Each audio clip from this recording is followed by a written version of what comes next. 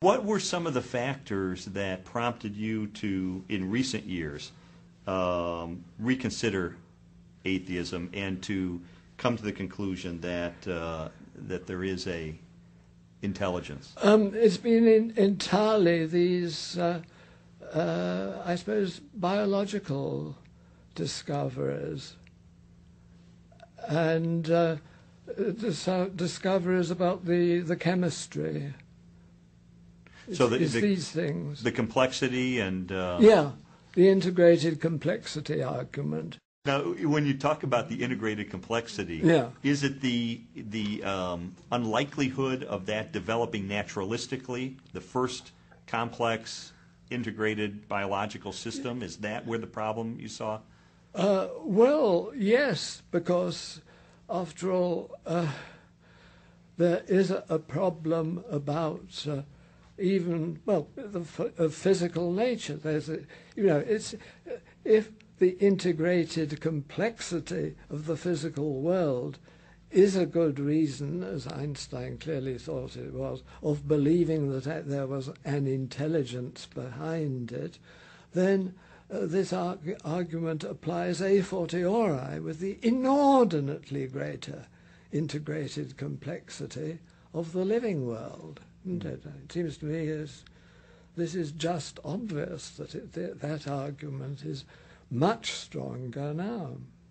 And this was one of the factors that led you to conclude there must be an intelligence? Yeah.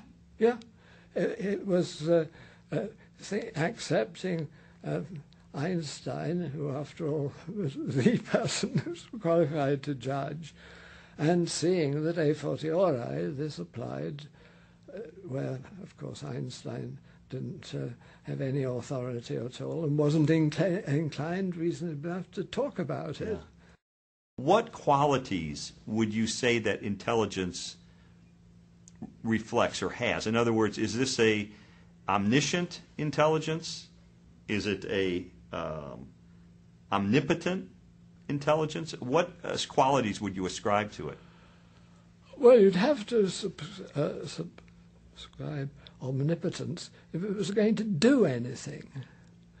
And I don't think one's entitled to infer anything else. Above all, one's not entitled to infer that he is, like the God of Islam, very eager to conquer the world. What about eternality or the eternal nature? Would this? I should have thought so, because I mean, to be omnipotent and not doing anything, and yet to exercise your omnipotence and then sort of rub your hands and say that's that and go away. It looks to me as if you can't really separate the eternity from the omnipotence. So if we're saying this is an omnipotent, intelligent, eternal, omniscient, those qualities you'd certainly agree to. I think that's right, yes. But what about personal? Is this a personal force or being? Yes.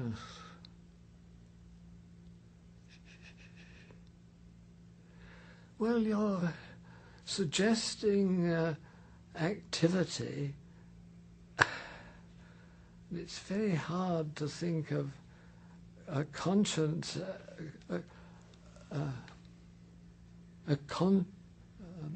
a conscious omnipotence that doesn't do anything.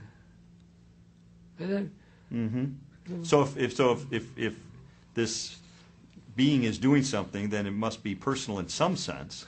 I should have thought that, so, but this is completely new to me. I haven't even begun to think about this book that I am certainly not going to attempt to write. We're going to get you to write it. Oh, no, you're not. So we have a powerful, intelligent, eternal, would you call this a being? I think so, yes. A being who may or may not be personal in the sense of conscious, or would he be? I think he's got to be conscious Okay. if he's going to be an agent. Okay. You know, we're producing.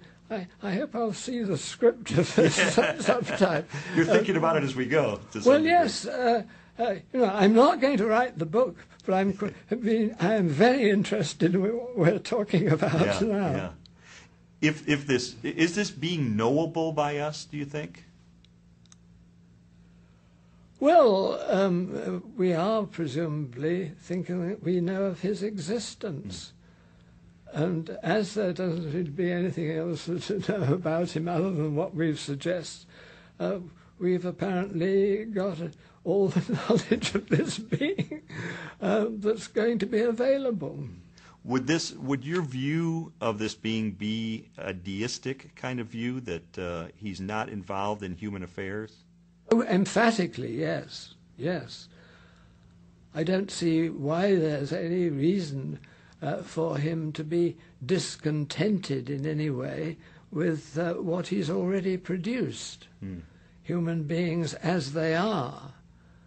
But to be, as it were, thinking, now we can get on with the real business of converting them to some religion, or punishing them for not following. You know, the whole idea of this being thinking, well, the whole point of creating a universe is, in the case of Islam, to have the satisfaction of torturing some of its members forever. But then, as I say, I have no respect for Islam as a system of thought, after all, whereas Christianity had two things, a first-rate philosophical intellect in St. Paul, knowing all the relevant languages and all the things about the ancient world and the ancient civilization, and the defining instance of a charismatic figure in Jesus Christ.